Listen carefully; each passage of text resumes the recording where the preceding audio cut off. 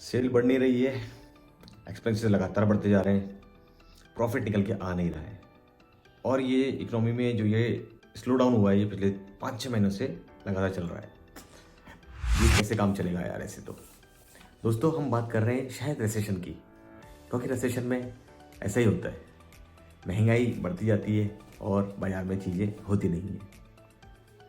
आज की वीडियो में हम बात करेंगे रिसेशन क्या होता है, इसे कैसे मेज़र किया जाता है और इसके हमारे ऊपर क्या इम्पैक्ट पड़ते हैं और उन इम्पैक्ट को हम लोग कैसे मिनिमल से मिनिमल कर सकते हैं अपनी लाइफ में, ताकि हम लोग इससे बचे रहें या इससे कम इफेक्टेड हो। तो आज की वीडियो को पूरा देखिएगा, क्योंकि मैं यहाँ पे आपसे शेयर करने वाला हूँ कुछ टिप्स, जिससे कि आप रिसेशन को या फिर मंदी को ओवरकम कर सकते हैं अपनी लाइफ में। फ्रेंड्स, वीडियो में आगे बढ़ने से पहले मैं आपसे एक रिक्वेस्ट करूँगा, प्लीज़ इस वीडियो को लाइक ज़रूर दें और उसको शेयर जरूर करें अपने फ्रेंड्स से, अपने रिलेटिव से, जिनको भी आप चाहते हैं कि वैल्यू डिलीवर हो। और हाँ, प्लीज़ प्लीज़ प्लीज़ सब्सक्राइब ज़रूर कीजिएगा। तो फ्रेंड्स, रिसेशन होता क्या है? रिसेशन अगर हम एक देसी भाषा में जिसको कहें, जो कि आप लोग समझ पाएंगे, तो अपन इसको ऐसे समझिए कि इकोनॉमिकल एक्टिविटीज़ अगर लगातार काफ़ी लंबे समय से डाउन टर्न में चल रही हैं और काफ़ी ज़्यादा इंडस्ट्रीज उससे अफेक्ट हो चुकी हैं और जो कि काफ़ी गहरा हो चुका है ये स्लो डाउन, जिससे कि उभरने में काफ़ी मेहनत लगती है, तो वो एक तरीके से रिसेशन माना जाता है। अच्छा, इसको नापना है, इसको मेज़र करना है, तो कैसे नापेंगे? तो फ्रेंड्स, आपने एक टर्म सुना होगा GDP, यानी कि ग्रॉस डोमेस्टिक प्रोडक्ट्स। ये हमारी कंट्री की ओवरऑल सेल होती है कि टोटल इंडस्ट्रीज ने कितना बनाया और कितना कंजम्पशन हुआ है। तो इसको मेज़र करने के लिए अगर किसी भी regular back to back 2 quarter अगर डाउन हो जाते हैं, तो that is theoretically called recession. ये पिछले 2 क्वार्टर में, 3 क्वार्टर में हो रहा है रेगुलरली, तो दैट्स वाई हम लोग एक रिसेशन में हैं। 2022 में ये 1.0 रिसेशन था और 2023 में ये 2.0 रिसेशन बन जाएगा। बट अपने को इससे घबराने की कोई ज़रूरत नहीं है, क्योंकि हम आपको वो टिप्स देने वाले हैं जो कि आपको इन सब चीज़ों से अफेक्टेड मिनिमम से मिनिमम रखेंगे।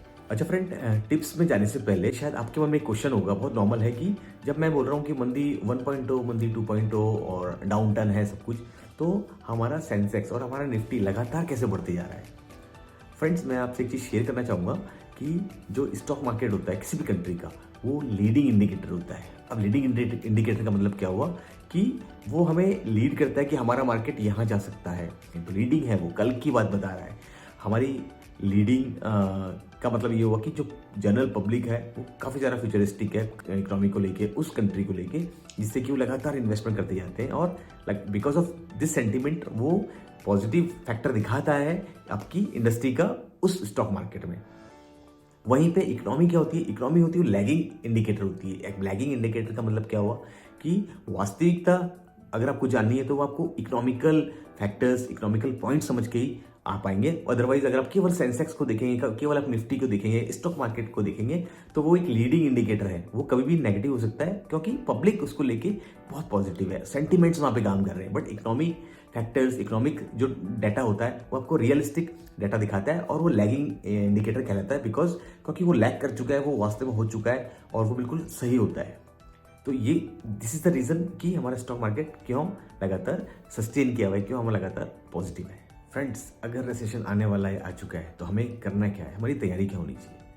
हमारी तैयारी रिसेशन को लेके ये होनी चाहिए कि जो भी हमारे पास पैसा है वो अपने हाथ में रखिए, जिससे कि अगर कल को मार्केट में डाउन टर्न आता है तो हम लोग को वो जो फंड है, रिजर्व जो हमने किया हुआ, वो हमें काम आ सके। ये बहुत ज़्यादा इंपॉर्टेंट है कि आप अपना फंड अपने पास कैश में रखिए। कैश का मतलब है आइदर इन योर बैंक और some cash reserve in your home और इन योर लॉकर, ताकि वो रिसेशन में काम आ सके। फ्रेंड्स, अपने पास कुछ रिजर्व रखने के बाद हमें अपने पैसे को किस तरह से इन्वेस्ट करना है, किस तरह से हमें रखना है उसे, और कहाँ पे हमें रखना है, ताकि हमारे पैसे को मैक्सिमम सिक्योरिटी मिल जाए और मैक्सिमम उसमें ग्रोथ हो पाए। तो इस क्यू में मैं आपको सबसे पहला सजेस्ट करूँगा वो है ब्लू चिप स्टॉक्स। जी हाँ, आपको अगर स्टॉक में इन्वेस्ट करना है तो दूसरे स्टॉक्स को छोड़ के आपको केवल और केवल ब्लू चिप स्टॉक्स में इन्वेस्ट करना चाहिए। यहाँ पे ग्रोथ तो ज़्यादा नहीं मिलेगी, बट जो भी आपका इन्वेस्टमेंट होगा, जो भी आपका फंड आप रखेंगे यहाँ पे, वो मैक्सिमम से मैक्सिमम सेफर जोन में रहेगा। और रिसेशन में हमें यही ज़्यादा इंपॉर्टेंट है कि हमारा प्रिंसिपल अमाउंट बना रहे, पैसा तो हम बाद में भी बना लेंगे। तो ब्लू चिप फंड वो फंड है जहाँ पे आपको स्टॉक में इन्वेस्ट करना है, तो ज़रूर से ज़रूर आप ब्लू चिप वाले फंड में ही इन्वेस्ट कीजिए। ये बहुत सेफ होते हैं, लॉन्ग टर्म में आपको कभी भी ये गिरने नहीं देंगे। अगर गिरेंगे भी तो ये फटाफट जो है वापस अपनी नॉर्मल साइज में आ जाते हैं। जो लोग ये ब्लू चिप के फंड के चक्कर में नहीं पड़ना चाहते, कहाँ से लाज कैप निकालेंगे, कहाँ स्टडी करेंगे, वो लोग क्या करें? उनके लिए बहुत सिंपल है, वो म्यूचुअल फंड में इन्वेस्ट कर सकते हैं। जी हाँ, म्यूचुअल फंड बहुत ही अच्छा इंस्ट्रूमेंट है इन्वेस्ट करने के लिए। छोटे छोटे अमाउंट से आप कर सकते हैं। मैंने भी म्यूचुअल फंड से ही चालू किया था और ये बहुत ही रिकमेंडेबल प्रोडक्ट है जो मैं सबको रिकमेंड करता हूँ कि करें। मेरे ऑफिस में जो भी 20-30 लोग हैं उन सबको मैंने म्यूचुअल फंड में इन्वेस्ट करवाया है। छोटे छोटे अमाउंट से ही करवाया है भले ही, बट आज उनका जो फंड है जो कि 8-10 सालों से है साथ में, वो उनका फंड आज काफ़ी बड़ा हो चुका है और वो काफ़ी उससे स्टेबिलिटी महसूस करते हैं अपनी लाइफ में। तो म्यूचुअल फंड में आप इन्वेस्ट कर सकते हैं। अच्छा फ्रेंड्स, म्यूचुअल फंड के बाद मैं आपको रिकमेंड करूँगा कि आप सेक्टोरियल फंड्स में आप इन्वेस्ट कीजिए। सेक्टोरियल म्यूचुअल फंड में, सेक्टोरियल स्टॉक्स में आप इन्वेस्ट कीजिए। मैं ऐसा क्यों कह रहा हूँ? देखिए, जब रिसेशन होता है जैसे कि कोविड में था, तो कुछ इंडस्ट्री ऐसी होती है कि जो बहुत ज़्यादा प्रॉफिट मेकिंग बन जाती है और कुछ इंडस्ट्रीज ऐसी होती है कि जिनका प्रॉफिट बहुत डाउन हो जाता है। तो उस समय में हमें ये जज करना है कि कौन सा सेक्टर अप करने वाला है और कौन सा सेक्टर डाउन करने वाला है। तो जो भी अप करने वाले सेक्टर्स हैं, जैसे कि कोविड में हुआ था कि मेडिकल और टेक्नोलॉजी काफ़ी ज़्यादा बूम पे चले गए थे, और टूरिज़्म है, हॉस्पिटलिटी है, और जो भी होटल्स वगैरह हैं, और जो भी स्कूल्स हैं, इस तरह के जो भी वो थे, वो सब काफ़ी डाउन हो गए थे।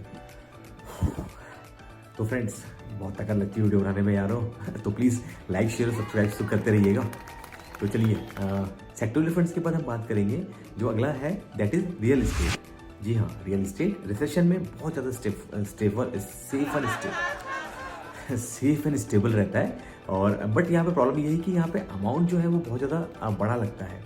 तो बट हम ऐसे में, हम जैसे लोग, आप जैसे लोग क्या करें हैं, अगर हमारे पास पैसे की शॉर्टेज है तो हम लोग REITs के थ्रू इन्वेस्ट कर सकते हैं रियल इस्टेट में। REITs होता है रियल इस्टेट इन्वेस्टमेंट ट्रस्ट। एक ऐसा ट्रस्ट होता है जो आप और हम जैसे लोगों से छोटा पैसा इकट्ठा करके उसको इन्वेस्ट करता है इस तरह के इंस्ट्रूमेंट में। बेसिकली इंडिया में माइंड स्पेस है, ब्रुकफील्ड है और एम्बेसी ऑफिस है, जिसमें कि Embassy office is a good option to invest in. तो रियल इस्टेट के बाद दोस्तों मैं आपसे बात करूंगा फिक्स्ड इनकम की या फिर डिविडेंड इनकम की। अब फिक्स्ड इनकम और डिविडेंड इनकम में जनरली लोग बात करते हैं FD इन द बैंक, और या फिर PPF, या फिर और भी कोई गवर्नमेंट स्कीम। अब FD में क्या प्रॉब्लम है कि ये जो महंगाई दर है, इन्फ्लेशन रेट है, उसको भी बीट नहीं कर पाता, इनफैक्ट उससे कम ही रह जाता है ये। दूसरा, PPF और अदर गवर्नमेंट स्कीम्स क्या, वो काफ़ी लेंदी होती है, काफ़ी लंबे टाइम के बाद उनका पैसा मिलता या बनता है। तो क्या करें? तो फ्रेंड्स, यहीं पे एक ऑप्शन आता है that is called corporate bonds. जी हाँ, काफ़ी कंपनियां कॉर्पोरेट बॉन्ड्स निकालती हैं, वो पब्लिक से पैसा लेती हैं एज अ बॉन्ड। पब्लिक को एक वो प्रॉमिस करती है कि हमको X अमाउंट वापस करेंगे इस रेट पे, और उसके लिए हमें आपका ये पैसा चाहिए। तो ये बहुत अच्छा ऑप्शन है, और इस ऑप्शन में मैं आपको रिकमेंड करूंगा कि आप AAA रेटिंग वाले ही, AA रेटिंग वाले ही कॉर्पोरेट बॉन्ड्स पे इन्वेस्ट करें। अच्छा, ये इन्वेस्ट कहाँ पे करना है? एक बहुत ही फेमस ऑनलाइन प्लेटफॉर्म है दैट इज विंड वेल्थ। जी हाँ, इसका लिंक मैं आपको डिस्क्रिप्शन में दे दूंगा। आप वहाँ पे जाके भी आप करंटली जो भी कॉर्पोरेट बॉन्ड्स आने वाले हैं उनकी क्या रेटिंग है, वो क्या स्टेटस मेंटेन करते हैं, आपको इन्वेस्ट करना चाहिए कि नहीं चाहिए, दूसरों के रिव्यूज़ वगैरह वहाँ पे आपको मिल जाएंगे। तो आप ये ज़रूर लुकआउट कर सकते हैं। Corporate bond is a good option to invest in the recession. Fixed income and dividend income के लिए हम लोग डिविडेंड यील्ड जिनका स्टॉक का हाई है, हम वहाँ पे भी इन्वेस्ट कर सकते हैं, और हमें वहाँ पे इन्वेस्ट करना चाहिए अगर हम एक रिसेशन के अगेंस्ट में हम बात करते हैं तो। क्योंकि एक बार आपने अगर वहाँ पे इन्वेस्ट कर दिया तो आपको ईयर ऑन ईयर बेसिस पे आपको जो कंपनीज जो हैं आपसे डिविडेंड शेयर करती रहेंगी। इसके 2 बेनिफिट हैं। एक तो ये कि आपको रेगुलरली इनकम वहाँ से मिलती रहेगी, और दूसरा ये कि आपका जो स्टॉक का जो प्राइस है वो भी धीरे धीरे ग्रो करता रहेगा। तो आपको डबल बेनिफिट्स यहाँ से मिलने वाले हैं, which is very good specially for decision point of view. तो friends, dividend and fixed income के बाद हम बात करते हैं गोल्ड की। जी हाँ, गोल्ड आपको लॉन्ग टर्म के लिए काफ़ी स्टेबिलिटी देता है। 6 to 8% रिटर्न ये आपको बहुत आसानी से दे देता है, which is very good to fight against inflation. महंगाई को ये कम से कम बीट करता है। अच्छा, गोल्ड अगर आप इन्वेस्ट करते हैं तो I would suggest and recommend not to buy gold in physical but to go with the digital gold. जैसे कि गोल्ड बॉन्ड्स आते हैं गवर्नमेंट की, वो काफ़ी ठीक रहते हैं। रीज़न उसका ये होता है कि वो आपके इन्वेस्टमेंट को तो बढ़ाते ही हैं, उसके साथ साथ में वो आपको एड ऑन 2.5% का रिटर्न ईयरली बेसिस पे देते हैं, जो कि काफ़ी अच्छा एक ऑप्शन है। तो gold is one of the best option to fight against the inflation and against the recession. साथ ही साथ मैं रिकमेंड करूंगा कि आप लोग सब अपनी डिजिटल एसेट को भी इंक्रीज कीजिए। तो फ्रेंड्स, ये वो पॉइंट्स थे जो मैं आपके साथ आज शेयर करने वाला था कि इकोनॉमी में अगर डाउनटर्न आए, रिसेशन आए, तो आपको किन किन बातों का ध्यान रखना है और कहाँ पे आप इन्वेस्ट कर सकते हैं, जिससे कि आपकी सेविंग मैक्सिमम से मैक्सिमम बनी रहे। आई होप कि आज की वीडियो ने आपको कुछ ना कुछ वैल्यू डिलीवर की होगी। तो अपने ग्रुप में अपने दोस्तों को, अपने फ्रेंड्स को, अपने परिवार वालों को शेयर कीजिए ताकि वो भी ये बातें समझ पाएँ और सीख पाएँ। और प्लीज़ लाइक एक ज़रूर दे दीजिएगा दोस्तों, तो बनता ही है इतनी मेहनत के लिए। और सब्सक्राइब करना बिल्कुल ना भूलें। तो मिलते हैं अगले हफ्ते एक नए वीडियो के साथ, एक नए टॉपिक के साथ। तब तक के लिए टेक केयर, अपना ध्यान रखिएगा। Happy new year to all of you. Have a great time and a great weekend.